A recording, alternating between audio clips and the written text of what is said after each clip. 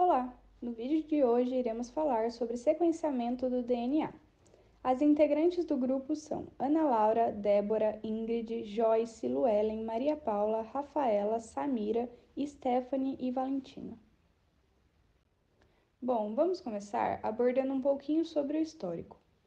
Em 1953, James Watson e Francis Crick descobrem que a estrutura do DNA tem um formato de dupla hélice. Alguns anos depois, em 1956, John Hay e Albert Levin revelam que os seres humanos possuem 46 cromossomos, o formato de dupla hélice. Já em 1977, Frederick Sanger desenvolve o método de Sanger, que foi a primeira técnica capaz de sequenciar o DNA. Desde que Watson e Crick desvendaram a estrutura tridimensional do DNA em 1953, com a ajuda de dados de cristalografia produzidos por Rosalind Frank e Maurice Wilkins, muitos avanços aconteceram e contribuíram para elucidar a replicação do DNA, bem como a tradução de ácidos nucleicos em proteínas. Contudo, a habilidade de ler ou sequenciar DNA não acompanhou esses avanços. As estratégias até então desenvolvidas, usadas para inferir a sequência de cadeias de proteínas, não se aplicavam a ácidos nucleicos, pois as moléculas de DNA eram feitas de inúmeras pequenas unidades similares umas às outras, sendo difícil distingui-las. Dessa forma, os cientistas conseguiam mensurar a composição dos nucleotídeos, mas não a sua ordem. Foi somente na década de 70 que os primeiros métodos para sequenciamento de DNA foram criados, dando início à era de sequenciamento de primeira geração. Essa mudança, responsável por um grande impacto na ciência, aconteceu com a utilização da técnica de separação de polinucleotídeos por comprimento através da eletroforese em gel, sendo utilizada em dois protocolos: o método de sequenciamento químico de Alan Maxson e Walter Gilbert e o sistema de Alan Coulson e Frederick Sanger. A técnica desenvolvida por Sanger alterou para sempre a tecnologia de sequenciamento de DNA, conhecida por técnica de determinação de cadeia ou de desoxy de Sanger. Essa metodologia utiliza ddNTPs, análogos químicos dos desoxirribonucleicos, os monômeros das cadeias de DNA, misturando-os em uma reação de PCR. A ciência não parava de avançar, e em 1986 uma empresa de biotecnologia iniciou a fabricação de uma máquina de sequenciamento automático, baseado no método de Sanger. Essa máquina utilizava marcadores fluorescentes para cada nucleotídeo, permitindo que as reações fossem corridas em uma coluna e lidas pela cor que emitiam, em vez de serem lidas pela ordem das linhas em que apareciam. Anos depois, em 2003, um projeto sobre genoma mostra que o nosso DNA é constituído por uma sequência de mais de 3 bilhões de pares de letras. E o que seria o sequenciamento? Bom, o sequenciamento de DNA nada mais é do que a determinação da ordem exata em que os nucleotídeos se encontram ao longo desta fita dupla. O método de Sanger envolve a produção de muitas cópias de uma região-alvo de DNA. Os ingredientes são similares àqueles usados para a replicação do DNA em um organismo, ou para a reação de cadeia de polimerase, o PCR, os quais fazem cópias de DNA in vitro. Eles incluem uma enzima DNA polimerase, um primer, que é um pequeno fragmento de DNA de fita simples que se liga ao DNA molde e atua como iniciador para a polimerase, 4 nucleotídeos de DNA, sendo eles o DATP, o DTTP, o DCTP e o DGTP. E, por fim, o DNA molde a ser sequenciado. Entretanto, uma reação de sequenciamento de Sanger contém um ingrediente único, versões de deoxy, ou terminadores da cadeia, para os 4 nucleotídeos. Cada uma marca com um corante de uma cor diferente. Método Sanger de sequenciamento. A amostra de DNA a ser sequenciada é combinada em um tubo com primer, DNA polimerase e nucleotídeos de DNA. Os 4 nucleotídeos terminadores de cadeia marcados com corantes são adicionados também, mas em concentração muito menor que a dos nucleotídeos comuns. A mistura é primeiro aquecida para a desnaturação do DNA molde, então resfriadas para que os primers possam se ligar ao molde fita simples. Uma vez que o primer se ligou, a temperatura é aumentada novamente, permitindo que a DNA polimerase sintetize um novo DNA a partir do primer. A DNA polimerase continuará a adicionar nucleotídeos à cadeia até que aconteça a adição de um dideoxinucleotídeo ao invés de um normal. Nesse ponto, os nucleotídeos não podem mais ser adicionados e, portanto, a fita terminará em um dideoxinucleotídeo. Este processo é repetido em um número de ciclos. Quando o ciclo se completa, é praticamente garantido que um dideoxinucleotídeo terá se incorporado em todas as posições do DNA-alvo em pelo menos uma reação. Ou seja, o tubo irá conter fragmentos de diferentes comprimentos, terminando em cada uma das posições de nucleotídeos no DNA original. As extremidades dos fragmentos serão rotuladas com corantes que indicam o nucleotídeo final. Depois que a reação é executada, os fragmentos são levados através de um longo e fino tubo contendo uma matriz de gel em um processo chamado eletroforese capilar em gel. Pequenos fragmentos movem-se rapidamente através dos poros do gel, enquanto longos fragmentos movem-se mais devagar. Assim que cada fragmento cruza a linha de chegada no final do tubo, ele é iluminado por um laser, permitindo que o corante anexado seja detectado. O menor fragmento atravessa a linha de chegada primeiro, seguido do próximo menor fragmento, e assim por diante. Portanto, a partir das cores dos corantes registradas, uma após outra no detector, a sequência do pedaço original de DNA pode ser construída com um nucleotídeo por vez. Os dados registrados pelo detector consistem em uma série de picos, em intensidade e fluorescência. Então, a sequência de DNA é lida a partir dos picos no cromatograma. O sequenciamento de DNA é o processo de treino. A ordem dos blocos de construção, ou bases, em um fio de DNA. Antes de podermos sequenciar o DNA, ele tem que ser cortado em pedaços menores, que são inseridos no DNA de um plasmídio, e depois colocado em células bacterianas. Isso torna possível produzir muitas cópias dele, pois as células bacterianas se multiplicam. O DNA é então isolado das bactérias e enviado para o sequenciamento. O DNA isolado é transferido para uma placa onde a reação de sequenciamento ocorrerá. A mistura de ingredientes é adicionada.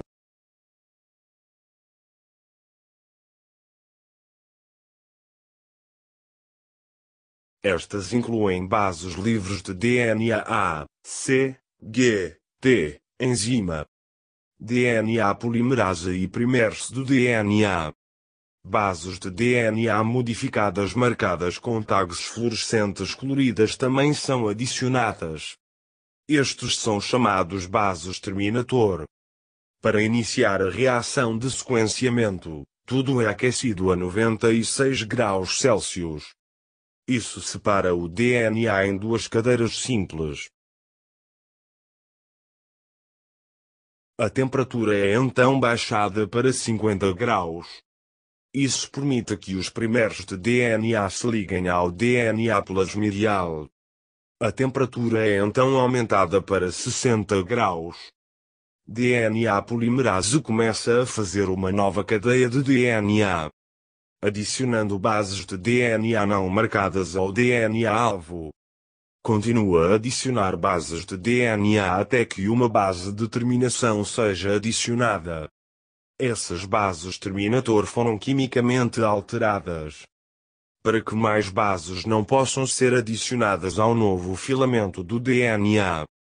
Quando uma base terminadora é adicionada, a enzima DNA polimerase, para fazer o DNA e se afasta do fio. Tudo é então aquecido a 96 graus Celsius novamente, para separar o novo filamento de DNA do filamento original. Este processo de aquecimento e resfriamento é repetido várias vezes, para produzir lotes de fragmentos de DNA de diferentes comprimentos. O comprimento de cada fragmento depende de quando uma base terminadora foi adicionada. Para ler a sequência do DNA, os vários fragmentos são separados por comprimento, usando um processo chamado eletroforese.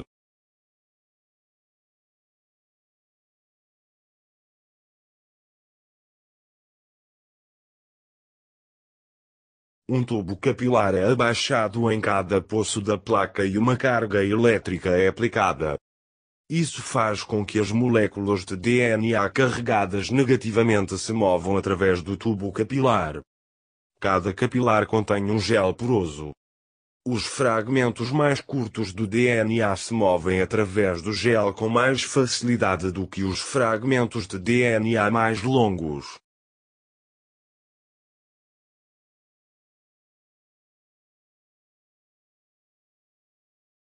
Como resultado, os fragmentos são organizados por tamanho, do mais curto ao mais longo. Quando os fragmentos de DNA chegam ao final do capilar, o laser faz com que as bases do terminador acendam. A cor é detectada por uma câmara e gravada. Cada base do terminador é rotulada com uma cor diferente. A fluoresce verde, C azul, G amarelo e T vermelho. Os fragmentos de DNA mais curtos serão lidos primeiro, e os mais longos, lidos por último. A máquina de sequenciamento registra a cor das bases do terminador como uma série de blocos coloridos. Cada bloco colorido representa a base terminadora rotulada no final de cada fragmento de DNA. Ao converter as cores em letras, obtemos a sequência do nosso pedaço de DNA. Um bom exemplo do uso do sequenciamento Sanger na medicina atual é no diagnóstico da hiperplasia adrenal congênita, a CAH, resultante da deficiência da enzima 21-hidroxilase.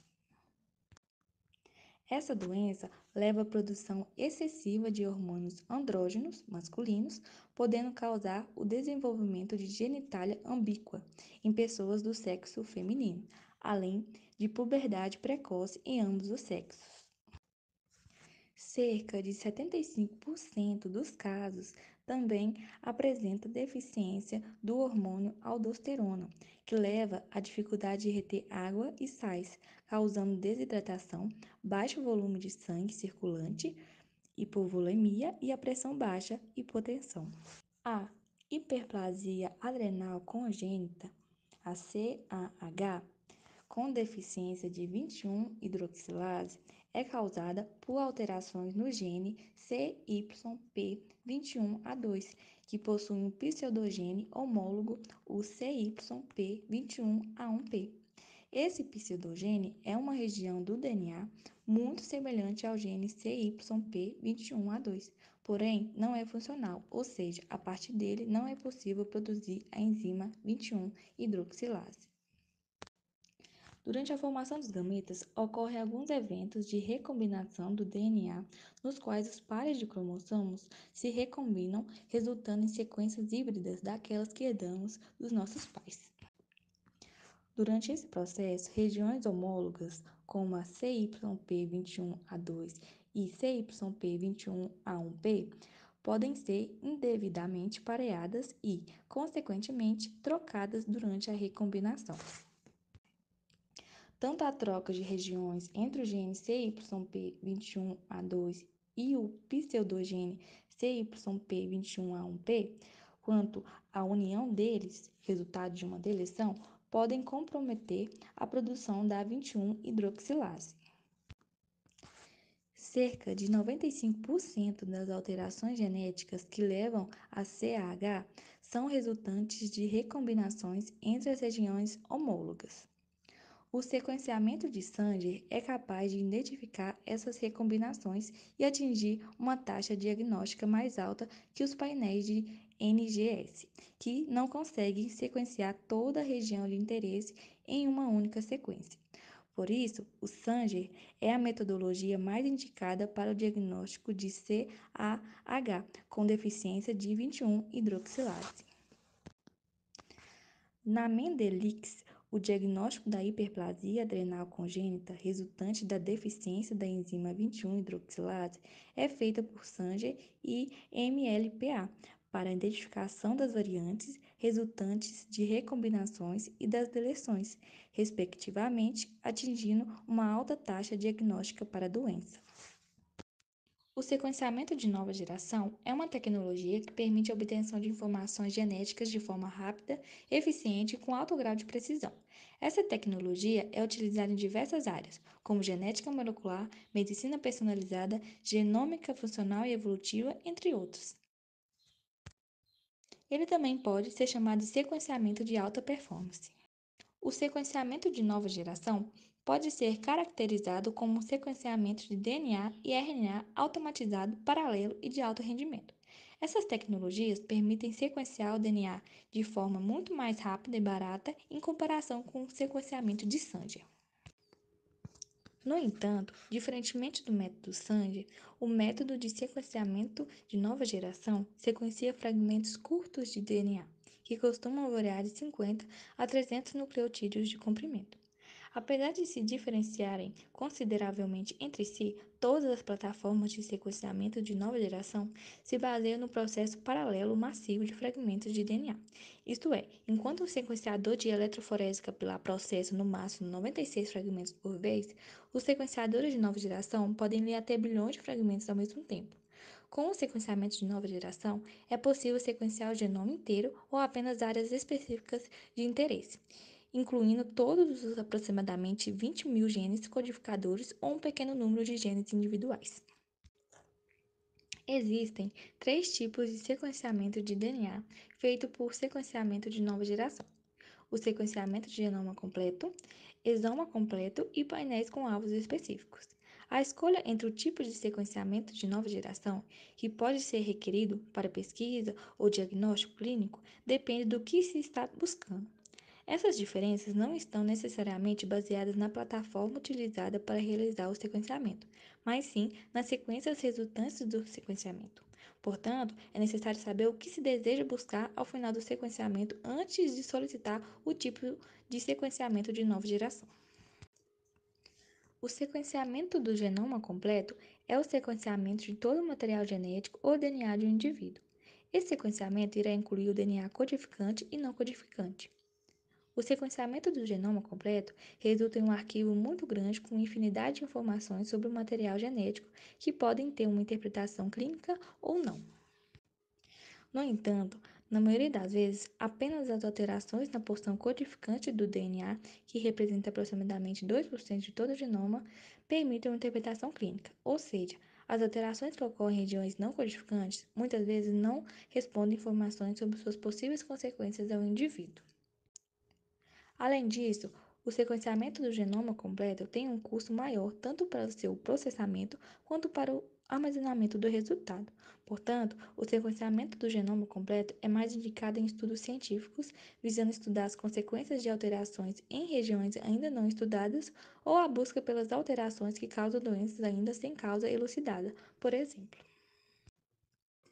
O sequenciamento do exoma completo é o sequenciamento da porção codificante do DNA, ou seja, de todas as sequências de DNA que codificam os aproximadamente 20 mil genes de genoma humano.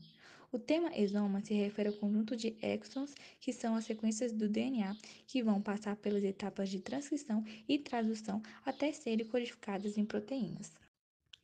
Alterações nos genes podem causar alterações nas proteínas e, consequentemente, são mais prováveis de causarem doenças.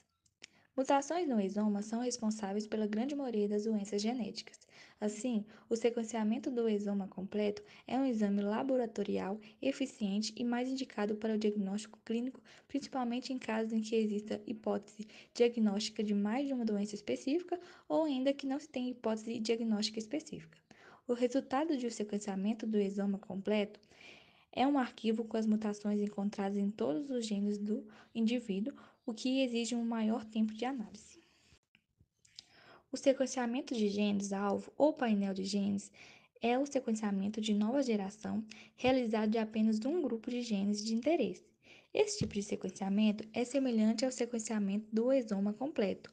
Contudo, em vez de sequenciar todos os genes do indivíduo, o sequenciamento é realizado em apenas um número de genes específicos, já associados a uma ou mais doenças, por exemplo.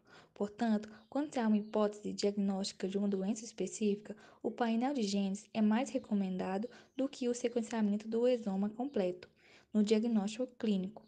Atualmente, os laboratórios que realizam o sequenciamento de nova geração disponibilizam painéis de genes associados a diversas doenças genéticas, como câncer de mama e outros cânceres, doenças esqueléticas, musculares ou leucodistrofias, por exemplo. As vantagens do sequenciamento de painel de genes em relação ao sequenciamento do exoma completo são a economia no custo, no sequenciamento de nova geração, visto que menos genes serão sequenciados e diminuição no tempo de análise. Plataformas de sequenciamento de nova geração são os equipamentos onde ocorre o sequenciamento. Existem diferentes plataformas disponíveis no mercado e elas se diferem na tecnologia e no método utilizado para o sequenciamento em massa. As principais plataformas de sequenciamento de nova geração são: Illumina é a plataforma mais utilizada atualmente. Seu princípio teórico se baseia na síntese sequencial da complementariedade da fita. É possível amplificar o DNA em padrões de marcação distintos para compilar uma sequência maior. Ion Torrent utiliza um sequenciamento por detecção de íons gerados durante a síntese de novos filamentos de DNA. Ele não requer química de marcação de nucleotídeos e pode gerar resultados de sequenciamento em poucas horas. PacBio. Os nucleotídeos fluorescentes são adicionados um a um por uma enzima, que é a DNA polimerase, que gera uma sequência contínua e de maior qualidade. Nanopore, baseado em um princípio de detecção. O nanopore detecta a ruptura da membrana celular causada pela passagem de um RNA através do polo do DNA. Roche 454 é uma plataforma pioneira em sequenciamento de nova geração, foi lançada em 2005. Essa plataforma utiliza um método de pirossequenciamento, que é baseado na detecção de pirofosfato liberado durante a incorporação de um nucleotídeo na fita de DNA recém-sintetizada. O primeiro passo para começar o processo de sequenciamento é preparar a amostra a ser utilizada. Para isso, é necessário submeter o fragmento de DNA ou RNA que se quer analisar a uma sequência de procedimentos. Durante esse processo, são inseridos diferentes reagentes na amostra e elas são submetidas a várias etapas. Uma vez que a amostra esteja preparada, ela é inserida em um sequenciador. No interior desse dispositivo, há proteínas com nanômetros de diâmetro submetidos a uma corrente elétrica, e é justamente ali dentro que o processo de leitura das bases acontece. Então, para fazer o sequenciamento, é necessário digitalizar pequenos trechos do genoma para que os nucleotídeos possam ser lidos separadamente. Como a quantidade de bases em geral é muito grande, a análise é feita com o auxílio de recursos computacionais da bioinformática. Depois que cada um dos nucleotídeos é examinado, é possível remontar a sequência na ordem correta com o auxílio de algoritmos específicos. Por isso, o avanço da tecnologia tornou possível processar genomas em menor tempo. Quando se está fazendo um teste de DNA, para determinar a paternidade de um indivíduo, por exemplo, a sequência de bases obtidas após o sequenciamento é comparada com a do suposto pai ou da suposta mãe. No caso de outros organismos vivos, são utilizados genomas referências para fazer essa verificação. Depois que o sequenciamento do genoma é concluído, há várias aplicações possíveis. No caso do ser humano, por exemplo, as informações podem ser usadas para determinar possíveis alterações genéticas. Já no caso de vírus, eles permitem desde saber como agir diante daquele micro-organismo, dependendo de quão infectante ele é, até criar vacinas para combatê-los. A vida. Um dia ensolarado, um simples amigo e um complexo relatório biológico. O projeto Genoma Humano é uma forma de exploração molecular do ser. Quase todas as nossas células, as dos músculos que nos permitem rir, as do cérebro que nos dão sentido de humor, as dos olhos que captam tudo, contém um conjunto complexo de todos os nossos genes, o genoma. Se pudéssemos viajar ao nosso interior, há uma célula, veríamos 23 pares de cromossomos em um núcleo. Cada cromossomo contém uma molécula de dupla hélice, o DNA.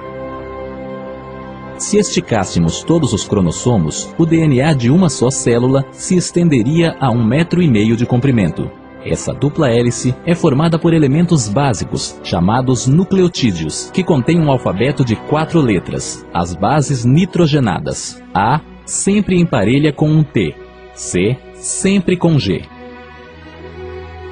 4 letras. Tais informações encontram-se em trechos do DNA denominados genes, que servirão de molde para a formação de moléculas mensageiras, os RNAs mensageiros. Os elementos básicos de cada RNA mensageiro e do DNA são as bases. As bases de um filamento do DNA especificam a ordem das bases de um novo filamento de RNA mensageiro. O DNA sempre permanece dentro do núcleo, enquanto o RNA mensageiro viaja em direção ao citoplasma. Lá, uma máquina de produção de proteínas chamada ribossomo lê o RNA mensageiro para criar uma proteína em particular. Cada 3 nucleotídeos de molécula de RNA mensageiro identifica um aminoácido, unidade formadora de proteína, que será transportado por um outro tipo de RNA até o ribossomo, o chamado RNA transportador. As moléculas de RNA transportador auxiliam na tradução do código genético contido no DNA e no RNA mensageiro em questão, produzindo com isto uma proteína específica. As proteínas são as operárias. Algumas formam estruturas tais como tendões ou pelo. Outras percebem luz, sentem sabores, controlam reações químicas, levam mensagens entre as células e muito mais. Para nos entender do ponto de vista molecular, os cientistas leem 3 bilhões de letras que formam o DNA do genoma humano. Os diferentes conjuntos de genes integram os complexos fatores ambientais para influenciar características como a nossa aparência, personalidade e risco de doenças, como o câncer ou problemas do coração. Uma maior compreensão de nossos genes, de como agem e interagem entre si e com o ambiente, nos ajudará a entender melhor a complexidade e a maravilha da vida.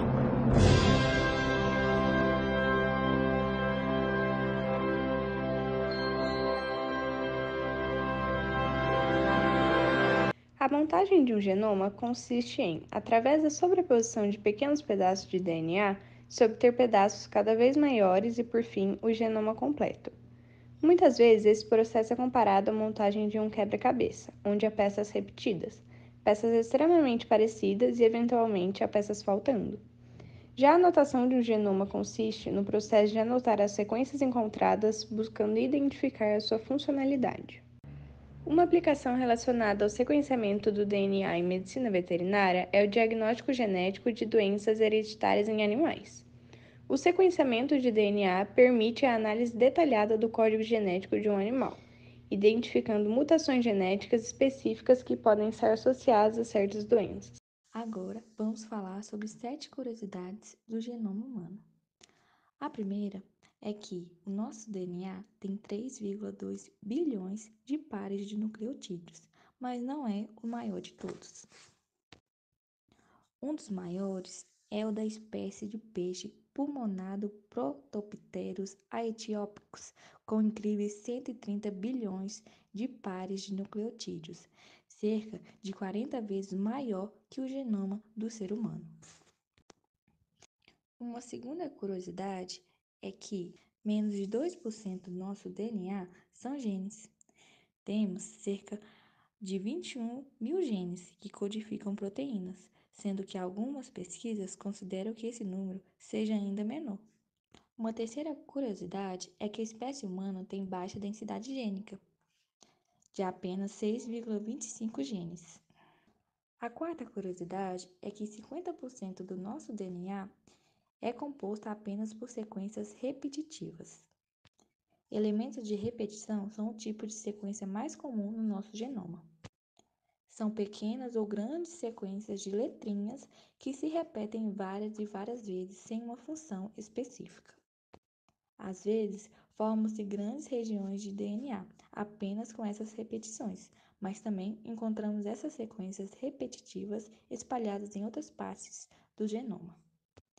Esses elementos são importantes em análise de DNA, pois o número de repetições varia de um indivíduo para o outro.